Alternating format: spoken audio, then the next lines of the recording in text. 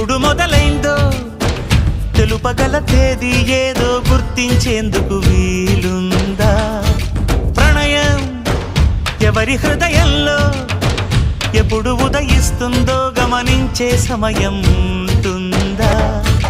ప్రేమంటే ఏమంటే చెప్పేసి మాటుంటే ఆ మాటకి తెలిసేనా ప్రేమంటే? అది చరితలు సైతం చదవని వైనం, కవితలు సైతం పలకని భావం, సరిగమలెరుగని మధురిమ ప్రేమంటే.